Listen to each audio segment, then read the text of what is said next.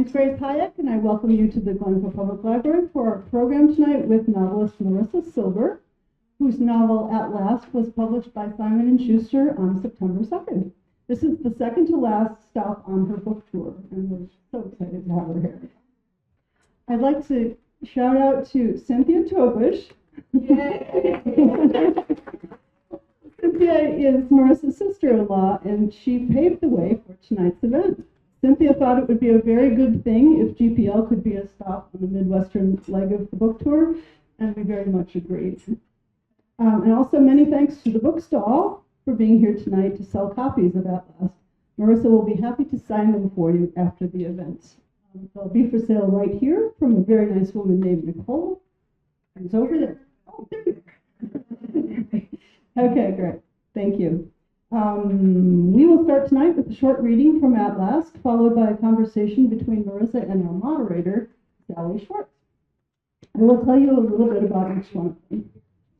Marisa Silver is the author of the novel At Last, The Mysteries, Little Nothing, which was a New York Times Editor's Choice, Mary Coyne, a New York Times bestseller and winner of the Southern California Independent Booksellers Award, The God of War, which was a finalist for the LA Times Book Prize for Fiction, and No Direction Home. Her first collection of short stories, Babe in Paradise, was named a New York Times Notable Book of the Year and was an LA Times Best Book of the Year. When her second collection, Alone with You, was published, the New York Times called her one of California's most celebrated contemporary writers. Her fiction has been included in the Best American Short Stories, the O. Henry Prize Stories, and other anthologies. She is a recipient of fellowships from the Guggenheim Foundation and the Cullman Center for Scholars and Writers at the New York Public Library. Last week, she was longlisted for the 2025 Joyce Carol Oates Prize.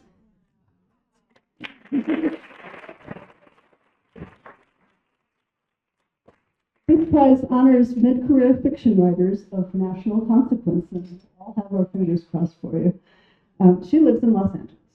Our moderator this evening is Sally Schwartz, who is a Glencoe-based writer whose work has been published in Slate, HuffPost, and others, and whose column has appeared for a decade in the Chicago Tribune, the Baltimore Sun, the Hartford Courant, the Orlando Sentinel, and the New York Daily News. With her sister, she co-hosted a nationally syndicated radio show called Walking on Air with Betsy and Sal, as well as the Betsy and Sal Show on Chicago's WGN radio network. She's currently putting the finishing touches on a novel. Please save any questions you might have for Marissa until after the conversation with Sally. Thank you very much for being here tonight, Marissa, and I'll let you take it from here. Thank you. I'm all audible? Yeah? Thank you so much for having me at the library, and thanks in advance for doing this wonderful event. And thank you all for coming out. It's wonderful to see you here. I'm going to start by reading just a few opening pages of the novel, just to give you a little taste. I won't tell you much in advance, except that this beginning takes place in 1972.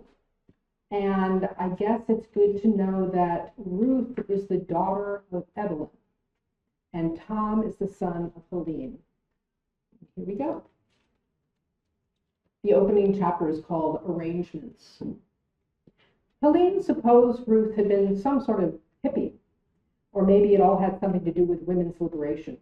She couldn't think of how it might relate to Vietnam, but she was sure that Ruth had found some way to make the connection. Something about imperialism or capitalism. The way Ruth had it, you couldn't buy a pair of shoes without having to acknowledge imperialism or capitalism. Or what was that other thing she was always going on about? Advertising. As if a person had no mind of her own, when in fact, Helene had bought the blue leather pumps with the small gold buckles she was wearing right now because she liked navy blue, and because the buckle made things a little more formal, and because, in her opinion, a mature but slightly festive pump was appropriate for the wedding of Ruth, this tall and rashly opinionated girl, to Tom, Helene's otherwise responsible son. Whatever the girl's reasoning was, nothing about this wedding was appropriate. For one thing, it was taking place in a public park in the middle of winter. All right, she conceded, it was the end of March, But all it took was one look outside the car window, where sooty patches of snow clung to the grassy verge, to know that the lamb had not replaced the lion in Omaha, Nebraska, a city Helene had never been to before, and from the grim looks of it, one she would never need to visit again. For another, Ruth and Tom were not going to be married by a rabbi, but by a judge who was, according to Tom, somebody one of Ruth's sisters had heard about.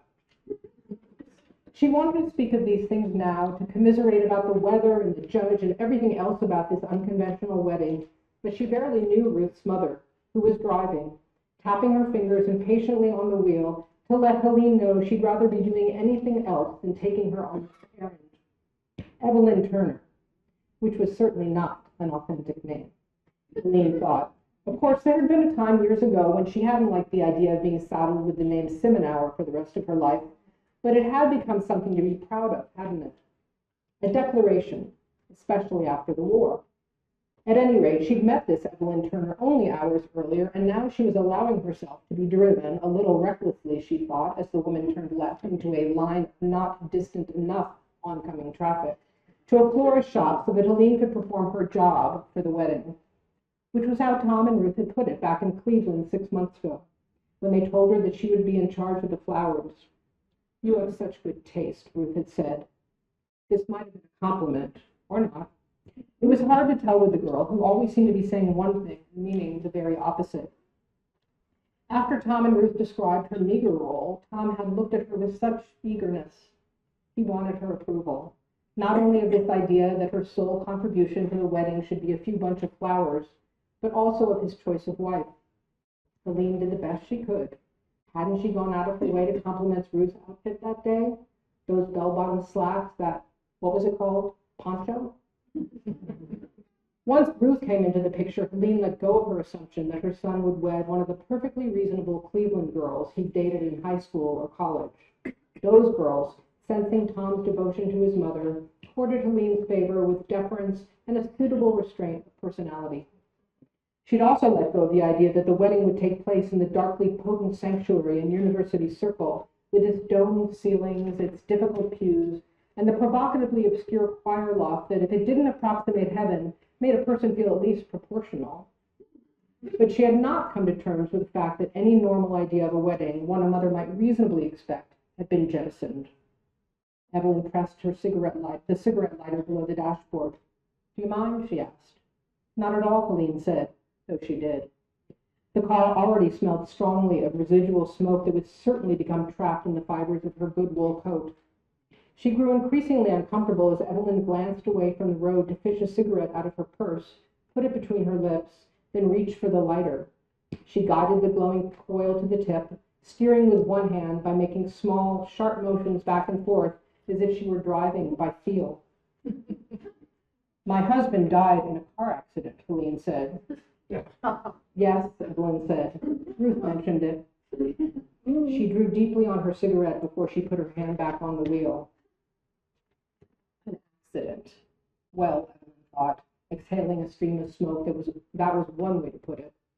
According to Ruth, the man had been crushed to death by a tree, sitting in his car, in his own driveway. Not so much an accident as lousy timing. But then timing was the whole kit and caboodle, wasn't it? Look at Ruth. 2 years ago, she'd met a young man on the street, and now they were getting married. If either she or Tom had been at the same spot 5 minutes earlier or 5 minutes later, Evelyn would not now be driving around with a woman who clutched her purse on her lap as if she thought Evelyn was going to steal it. She drew smoke deep into her lungs. The cigarette was a good choice. It made silence more acceptable. It allowed Evelyn not to bother herself with the kind of conversational jawing that it would allow this woman to report back to whoever she would report back to in Cleveland that Ruth's mother was a lovely woman. Evelyn was not a lovely woman. She didn't try to be and never had. Smart? Yes. Able to smell when someone was trying to put something over on her? You bet. Especially once Frank died of very unaccidental heart disease, thank you very much. And it seemed like every other repairman was either flirting with her or trying to charge her double or both. People thought a woman lost half her brain when her husband died. In fact, Evelyn had never felt quite so sharp. No doubt Helen was waiting for Evelyn to say something consoling about the dead husband, She was probably hoping that the two of them could make some sort of friendship based on their shared bad luck. Well, Evelyn wasn't interested in the sisterhood of widows.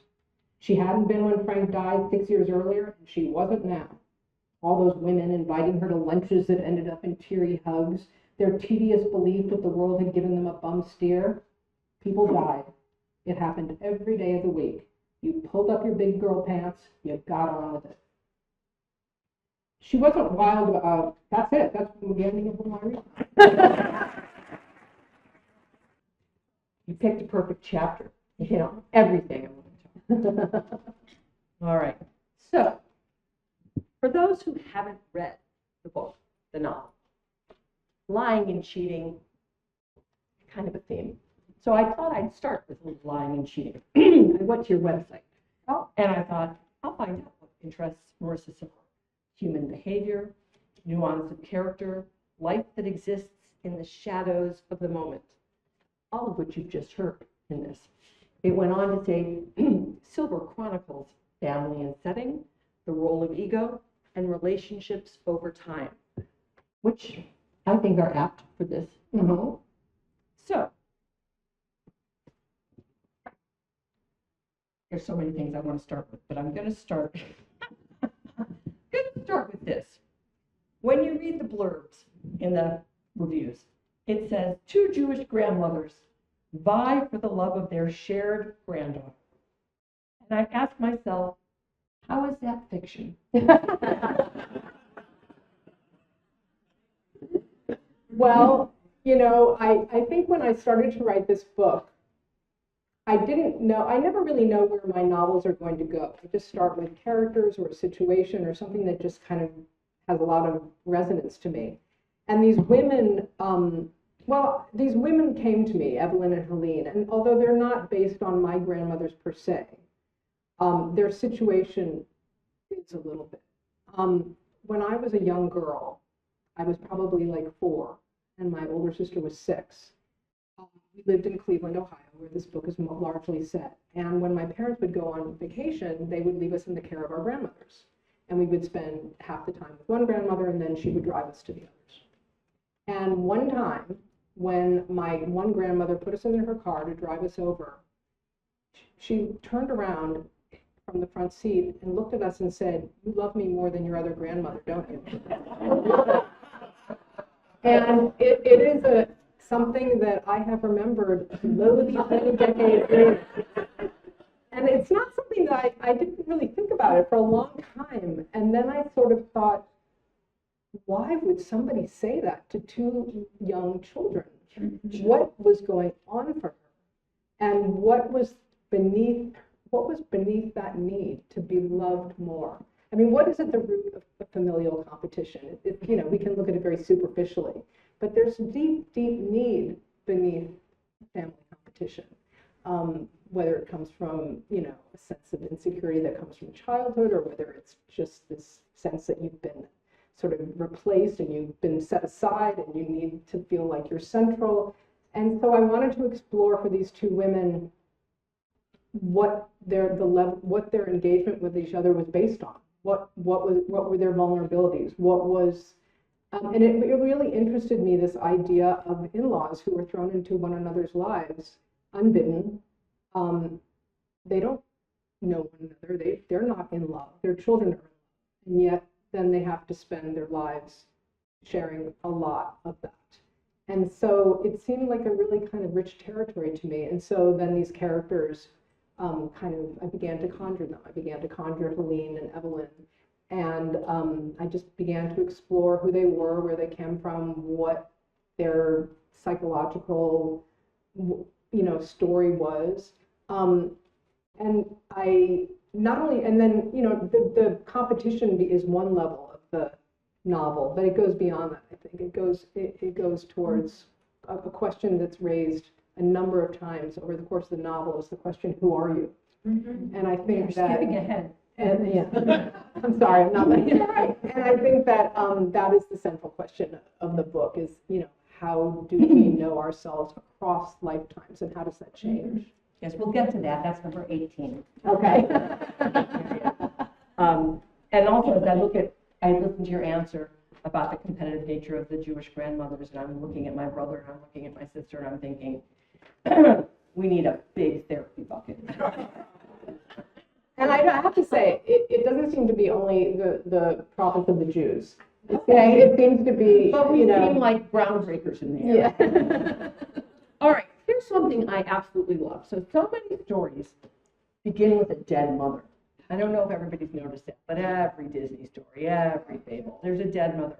You've chosen to write a story with 2 dead husbands, and I've got one living one here, and I have to say, I'm so glad you're alive. But I love the dead husbands. So the question is, what inspired that choice, and how did it open up possibilities for characters you wanted to create?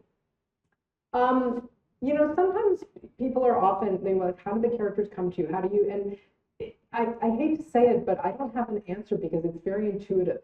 And it's very, I don't sit there and sort of analytically say, well, if she doesn't have a husband, then this will happen and that happen. I just, in my gut, it says, her husband is not there, and the other one's husband. And so, you know, I mean, a lot of people would say, oh, well, in order to differentiate them, maybe one person should have a you know, dead husband and not the other. But in just sort of very intuitively, I thought these 2 women in very different circumstances have both lost their husbands.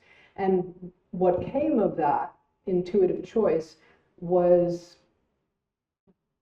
the idea that these 2 women really had to forge their lives themselves. And that they were both, I mean, I think that the novel functions both as a story about this particular family, and it also functions as a kind of shadow history of women over the course of the 20th century and into the 21st, in a kind of light way. I mean, I didn't want to say, and then they went to the march, and then they, you know, that was, these are not who these women are. But I think the ripple effects of history ripple down to them. And so their choices, even if they're not conscious of the context, the social political context, come out of that. And so I like the idea that there were 2 women who grew up in a time when the expectation was that you would marry, you would essentially live your husband's life. And that doesn't become either of their story, but they both approach that fact really, really differently. And so that's, you know, it just kind of was there for me. It wasn't a choice in terms of an analytical choice, but once it was there for me, it became a really interesting challenge to think about who are these 2 particular women and how would they both relate to that loss in their own specific ways. So, going off my cards now, these are 2 women we meet, and they're already widows. Mm-hmm. And yet, marriage, good marriages and certainly less good marriages, and I would almost say there are no marriages to the novel. We get insight into what it was for these women, for Ida, for Evelyn's mother, what her marriage was like, which was not happy, and what the burden of being married seems to fall heavily on these women, including the youngest married woman, Ruth. Is that something that was a conscious decision when these women? No, when you're saying it, now I feel really bad. No. Well, I think Evelyn had a really good marriage. Evelyn was in love, and she had a wonderful marriage, and I think that comes across later in the book. You don't really know that till much later, but I don't know. Maybe part of it was just this sense that part of what the book was about was the ways in which women had to. I mean, it probably still exists, but you know, very different contexts. How marriage was that central identifier, and whether they continued to be married, they weren't able to be who they wanted to be in the context of the marriage and the society that they grew up in and all of that. And so a lot of it is about, you know, how they became, it's that question, who am I? How do you become who you are? Either within the construct of a marriage, within the construct of a good one, or one that isn't good, but the possibility of divorce is not a societal thing, or how do you become yourself beyond the definitions of a marriage. And so in addition to the definition of marriage and this idea that how do you define yourself? What is the self? You've got women who are constrained, Evelyn and Ruth, constrained by society and by their own expectations, but they do develop a certain amount of identity. And so I wanted this question, the amount of judgment, certainly between the two women, is stunning. Mm-hmm. Not shocking to me, but certainly, you know, there's a lot of that. And so from the floral arrangements to activities while babysitting, even to how somebody packs a suitcase. And this is the beauty of your writing, these small little details that reveal so much. But is the judgment that each woman feels toward the other, does that stand in for their self-confidence on the part of those they judge? In other words, the less one feels good about herself, the more she judges others. Well, that's very worrying to me. I mean, that's probably why people judge them, you know, because they don't feel good. And I think the other thing about these two women is that they begin their lives presenting an idea of themselves that they want the world to see. And that those ideas, that sort of self-mythology, comes up again. I mean, you define that self-mythology against other things. So that's the judgment piece.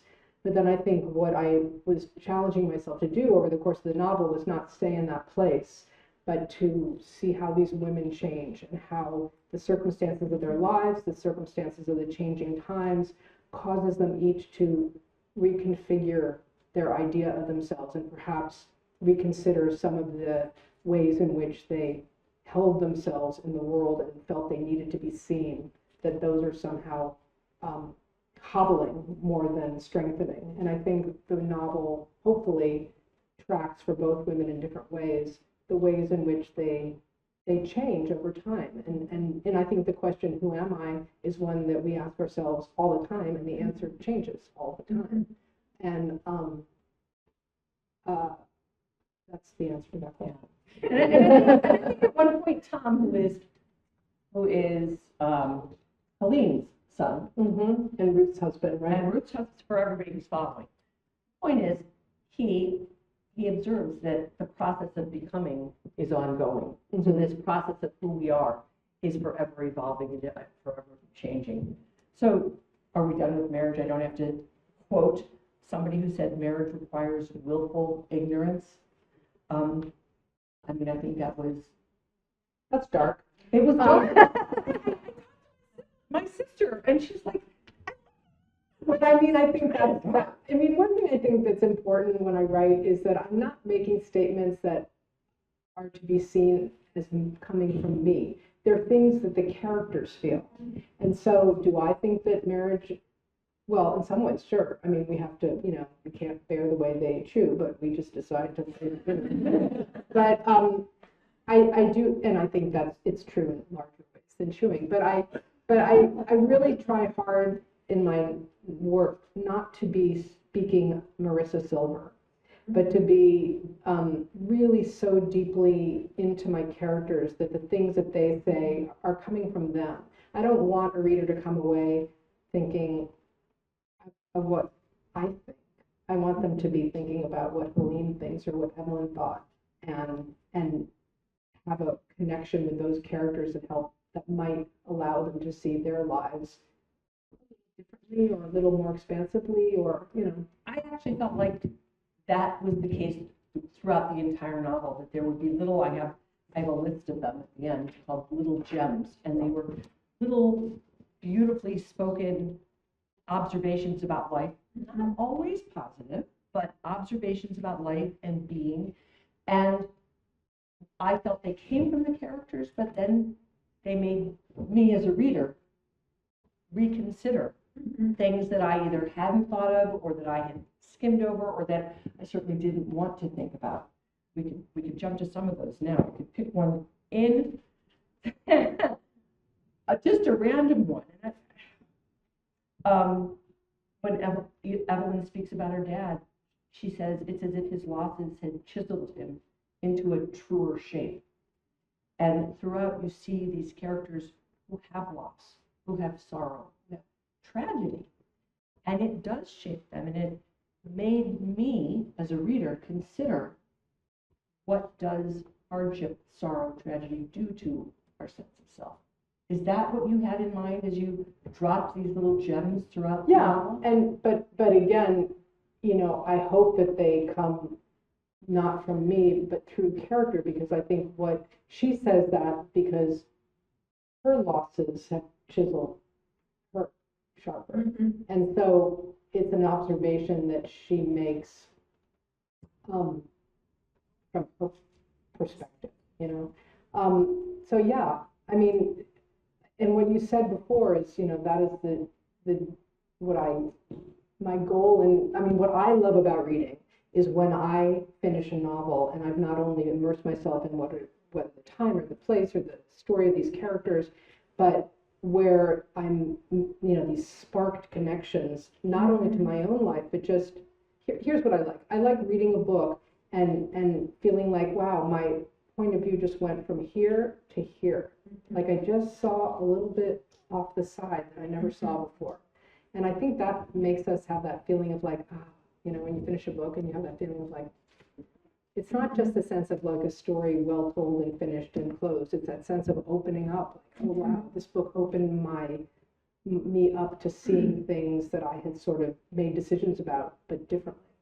And so that's, It's 100%. And I think for those who read it, I hope you feel the way I did, which is I continue thinking about the characters. I continue thinking about their decisions, and I continue thinking about these little gems that come from the characters, but that resonate. So, when Ruth is sad as a grandmother that this little 5-year-old is being given choices, and all the grandmother can think is, oh, how sad to give a 5-year-old choices because all she'll feel is regret. So that that Ruth, this woman, Evelyn, the mom, the grandmother, yeah. You're right, and it's Helene, I think, who has the regrets. I've got them all mixed up. But one of the grandmothers certainly believes, I've got it on a card. It's Evelyn in this case. She There you believes go. that, yeah. It's like you wrote the book. Helene, oh my God. Thank you. I mean, I'm not saying I'm competitive.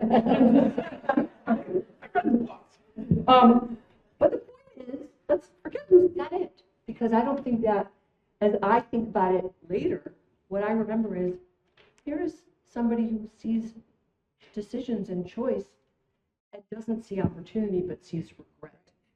And that to me is, I mean, it's enlightening. It's enlightening isn't the right word. It's sad for me. Sad. It's sad. Show of hands. Did anybody read that? Did you guys read this and feel that there were these little gems throughout? This is where we have to nod to Marisa, because I think that this is where I'll also nod to my niece, a very young person in here who might or might not give birth during this interview. And she said she loved the novel, but not very much stuff happened. She loves action Marvel movies. It's a paraphrase. Made it up. So the point is, I thought about that, and I thought, okay, spoiler alert. There's a car chase. There's at least one bullet through a window. There's some horse racing. There's stealing, illegal drugs, thievery, tawdry hotel sex, and there's a dizzying amount of deceit and lies. And yet, Nothing happens. happens. And yet nothing happens. And I think that the brilliance is that this is a masterpiece of the seemingly insignificant. Well, I love, I mean, I don't even know that I like the word ordinary life, because I'm not sure that I think any life is ordinary, but I think that the smallest things in our lives and small choices that we make are brimming with drama and with consequence and with, how we're expressing ourselves through something. I mean, the arrangements of flowers in this opening chapters becomes this incredibly profound kind of don't know what the word is. It's a way these two women are trying to define themselves. And so yeah, I mean, I love that. I love, yes, nothing happens. And I mean, I will say that I'm not terribly adept at plot or thinking about plot, and so that's, You don't have to hunt a whale or something. yeah, but I mean, I don't, you know, if I had like this phenomenal plot sense, maybe my writing would be different. But I think that it's just the way I observe life, and I think there's just so much in the smallest gesture, and it doesn't make like easy, you know, books to sell because there's no hook. It's not like, you know, and they went after the whale, but it's I don't know. I just kind of, it's marvelous to me. You know, you stand on a subway platform and you watch a mother, you know, do something to their, that's just a full drama to me, and it's exciting. I think it's a full drama to everybody who's enjoying the book. And Yeah. Again, I think this is Helene. She buys herself a wedding cake, Yes. a birthday cake. Well, Something I have done since I'm 18. So, really? Yeah, so you get what you want. But, right, here's what she had in icing. It said wife and mother. That's what she wrote on her own wedding cake. So a little gesture and a big meaning. And then she drives, and I love this, Wheeling, West Virginia, where my family is another set of Jews that has family there. But, and she feels such a sense of relief and escape as she leaves the roles of being wife and mother. And I say with guilt and shame and truth that I had felt that relief driving away. But where do I read that? Where do I see somebody capture that? Where do you see that affirmation that that is a sense that we have that is, it's almost a guilty pleasure or it's a secret, I don't know. That's where I think you're brilliant. Well, thank you. I mean, that's embarrassing, but thank you. I don't think it's a question. Well, it's I just pawned. okay. Sorry about that. Let's see, can we explore what sparks the bond between Evelyn and Helene? So they're adversaries and competitors for a while, but it's when young Francie breaks her wrist, they bond, there's a little tragedy, and it happens again, I think, when Evelyn is stung by a jellyfish. So what does it mean when a tiny bit of tragedy is what binds us? That's a good question. Well, thank you. The other one was just funny. You know, I think these crisis moments make you sometimes step out of yourself or step out of your idea of yourself, and you just respond as a human instead of as someone who's, A conceit of what they think they're supposed to be. yeah, or all the kind of ways in which you have think of yourself or think of yourself in relation to another person. Sometimes in a moment of tragedy, it's just like, oh, that's gone, and I just have to step in like a human being. And I think that those moments in the novel, hopefully, are what allow these two women to be, I mean, they don't end like that. But the whole issue, it become, I mean, my goal was to make it more than just two competitive grounds. It's about two women, as I said, finding themselves, and It could be about four women. Yeah, and four women, including the daughter and the It granddaughter. goes on for generations. Yeah, so I think that's true, and when you said that, I think when tragedy, maybe it, we react, hopefully and mostly, I think, as just humans. You want to help someone who's hurting. You want to, I mean, because they're, as much as these women are vexing and they have their ideas of themselves, they're good people inside. They're like all of us, faulted, feeling lonely, feeling needy in the ways they go about getting the things they want are sometimes highly irritating. They're human? Yeah. Yeah? Yeah. They are human. That's another Yeah. fawning statement. I should mention for those who don't know that Chapter 9, Tiny Meaningless Things, was published in the New Yorker as a standalone story. And because we have you here, I get to ask the question that I don't know the answer to. So we learn in this beautifully written chapter of Evelyn's methodical orderliness. She has a calendar, and if if it's Wednesday, she's ironing. If it's Tuesday, she's cleaning the refrigerator. I mean, she knows what she's doing every day. There's a little neighbor boy named Scotty, and we see tenderness in this very cold and analytic woman, Evelyn, and we see cruelty, side by side, tenderness and cruelty. And I don't want to give away what actually happens, but Evelyn is both kind and almost maternal to him, and then turns around and is somewhat cruel. And what am I left to think about the thefts, about Evelyn's conflict, but about absence? He never shows up anywhere else. Right. And so it's clearly an important element, and I need help. I need help understanding.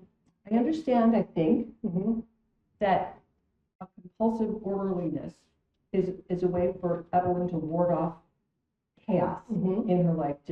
There's been tragedy in these women's lives, like in everybody's life, and so a certain amount of methodical orderliness can maybe keep fate at bay. But then you get this gentle, non-grandchild who enters her life and helps her tidy, and they have this rapport, and he pockets a few things, and she knows it and lets it happen. And then she's cruel and Cruel might be it's a little overstating it, but I think cruel is a little strong. I think the story is one in which we see Evelyn is her most vulnerable. It's the first time that we really begin to understand the quality, the grief that she had when her husband died, and how she's carried that with her. And I think this interchange with Scotty is about loss, and that the story or the chapter, he takes things from her, takes really insignificant things, but to her, he's taking. It reminds her of her lost husband and the losses of a certain kind of relationship with her daughters. And so I think that's why that story allows her character to open up more in the novel, because we see that she's not someone who, as I read, that you pull up your big girl pants and you get on with it. She didn't get on with it. And so I think that's what happens in that chapter. Does that help? does it help? I mean, it's like having the author right here. Thank you. We will have time for questions for anybody else. Let's see. What do I have? Because I think we want to, looking at grades. 5 minutes? A few more questions? Okay, let's talk about Tom, who says at one point Tom is Helene's son. Tom is Helene's son. A nice Jewish boy. It's good to his mother. Yeah. Right? Yes. And he says, as his marriage is failing, it turned out that marriage was like any sort of faith. It was made real by an almost daily decision to believe in it. But when he and Ruth decided that they didn't believe in it, the thing that they'd conjured into being vanished almost as quickly as it had arrived. So this comparison of marriage as faith, as intangible, as existing only because you choose for it to exist. Mm-hmm. Is that distinct, you think, his point of view of marriage, or is that something that we see throughout all of these marriages, that they're sustained through faith more than, I mean, I think we're taught that it's through love. Yeah, well, I think that's his, again, I put those words in his mouth, not in someone else's Yes. mouth. That's his point of view, but it's certainly something that might be true, in that it's love, and also, when you marry someone, it's just an act of faith. You don't know, and so it's it's not a given that it's going to be good all the time, and you have, you come up against so many problems, and you kind of have to decide, okay, we're going to keep going, we're going to keep trying, we're going to keep, and that is, I think, an act of faith, that it can get better and that you can get through.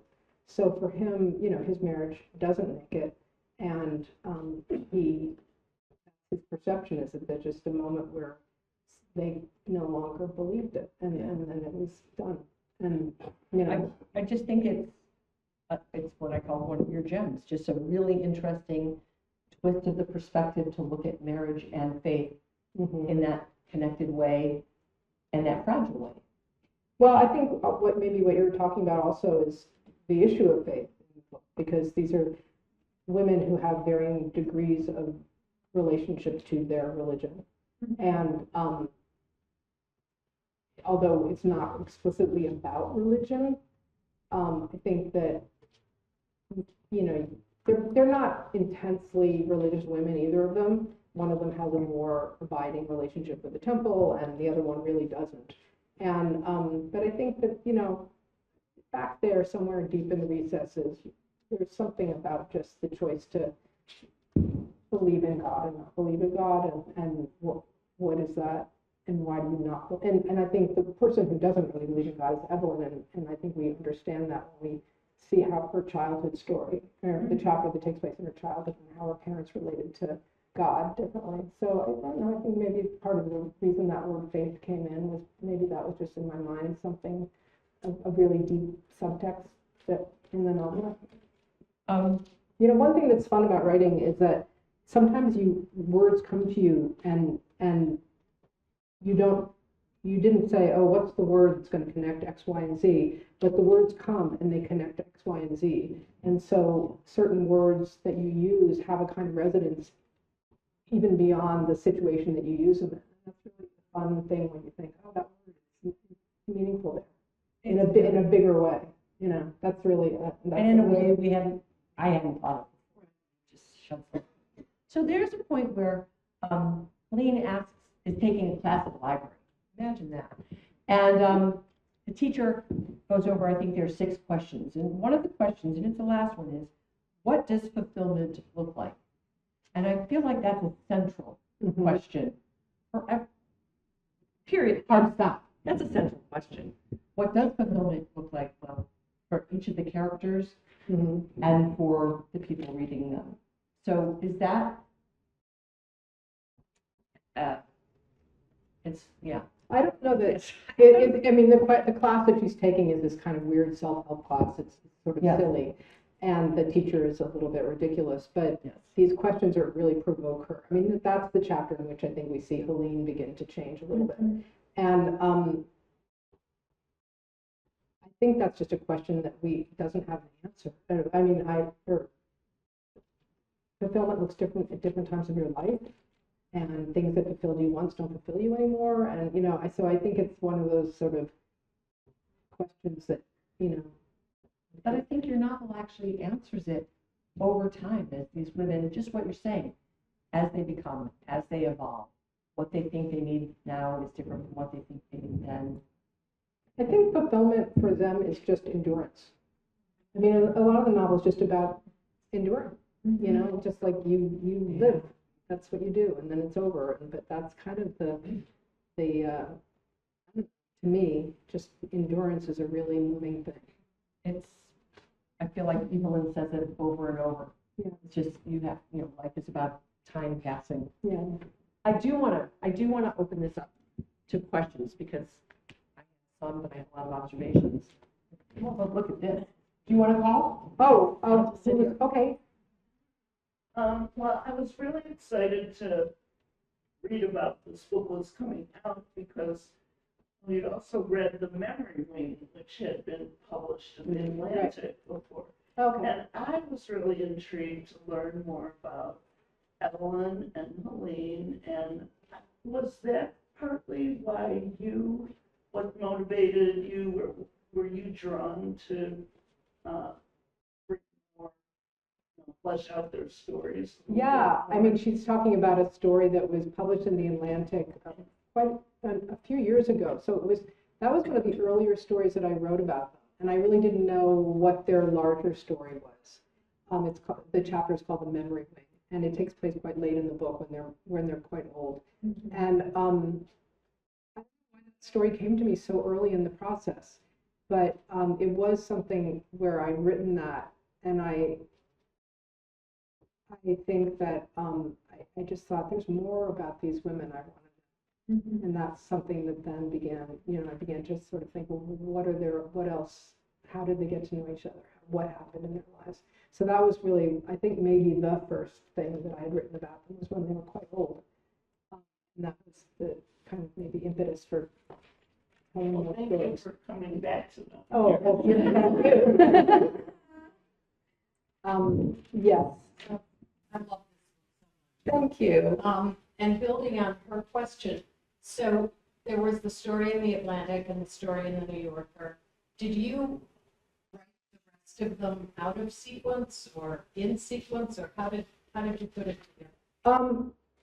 Now you're making me have to remember something. She was, just in case you didn't hear, she's asking what was the sequence of the chapters, because the novel is, for those of us who haven't read it, it's constructed in 12 chapters over the course of their entire lives. So obviously it can't encompass every minute of their lives. So a chapter could take place in 1935 and the next one might be in 1947, and there's emptiness in between that you fill in kind of retrospectively. I think I did write them out of order. I think not necessarily for any reason other than sometimes when I don't know what to do next, I just go to whatever in my mind has some kind of energy. And so that might have been like, well, I don't know what happens next, but I kind of know that I want there to be a story set at a racetrack here. So I had a lot of stories. They didn't exactly fit on a timeline yet, and I had to sort of then go back and figure out how the timeline worked.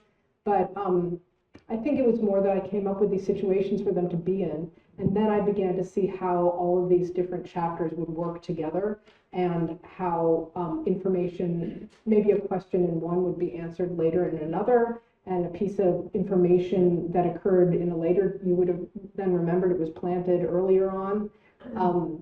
There's an important keychain, eyeglasses chain that is in the chapter that you were talking about with the little boy, but that eyeglasses chain occurs much earlier in the book in a really throwaway way where you wouldn't even notice it. So that was really fun to figure out how to create a kind of continuity of time and place and apartment and house, and also to ask these questions that are answered later. And I think, anyway, yes. Okay.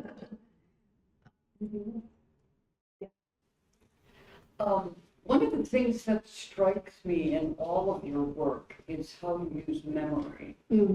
And because At Last is a grouping of moments at particular points in time, I just wonder, how did you decide which moments to actually put on the page, which moments to include as memories, and which memories are off stage, which you do in such a masterly way that though you don't actually address them, the reader knows that this thing happened at some point.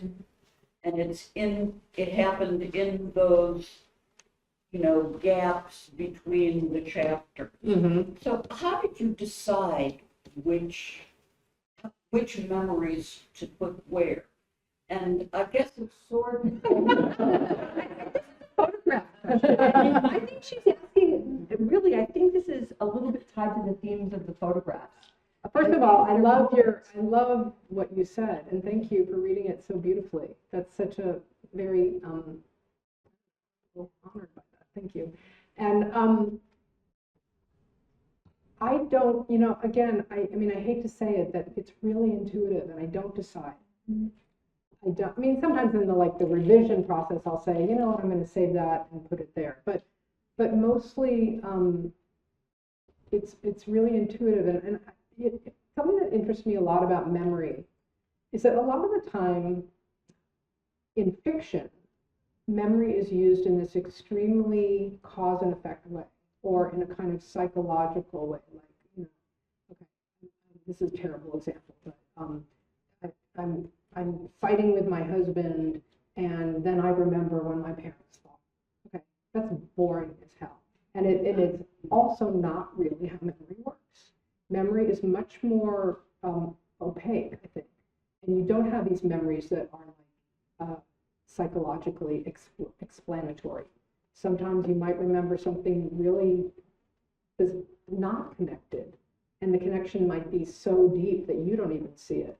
And in terms of you working with memory, I really try to avoid the reductive kind of memory that explains, and really just think about, well, where does a mind go? Where would her mind go at this moment?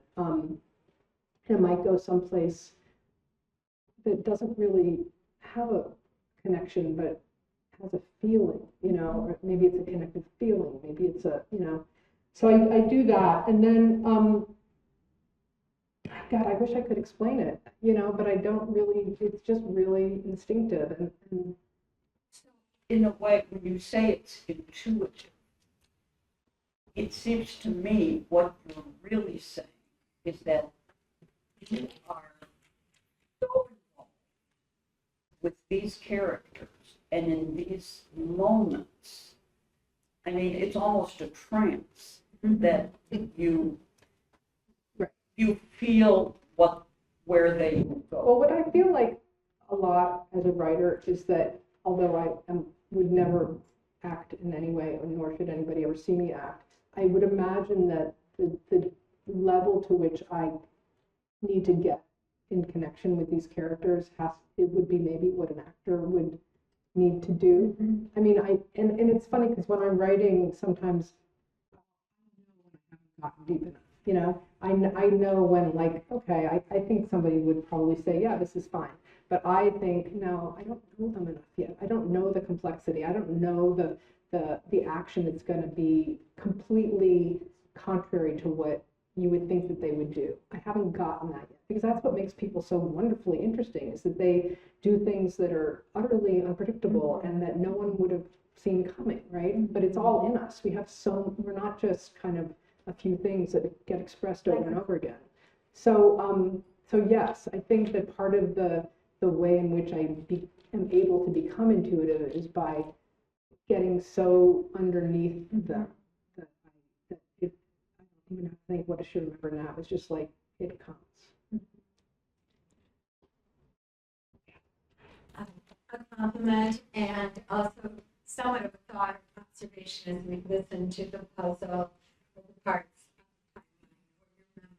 First of all, I'm going to be 77, and so this novel caught me and brought me back in so many ways. And so as people ask me, well, shall I read it? Is it fun?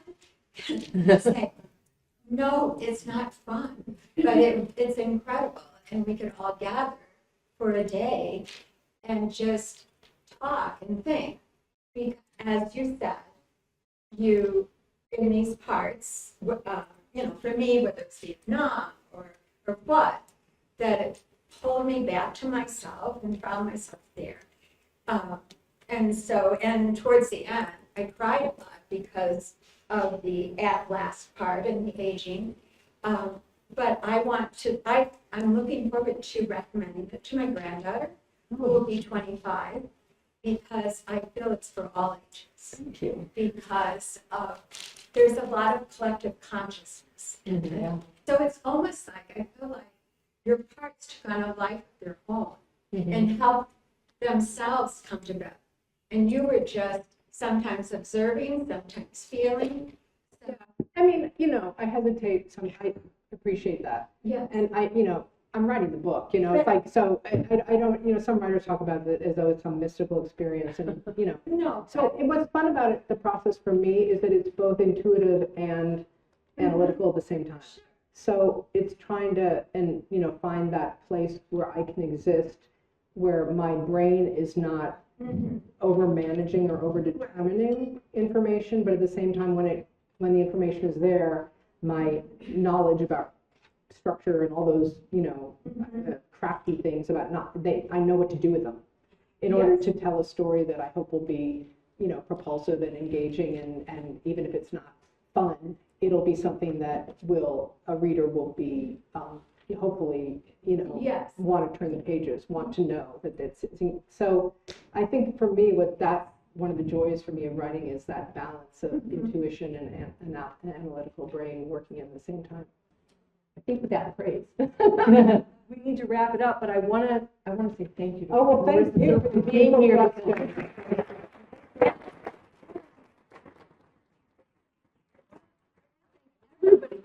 This is a rock star crowd.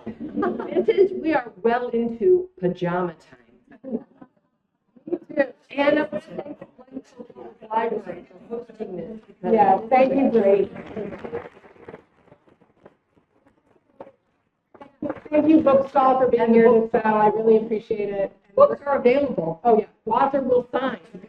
And thank you all for being here. I really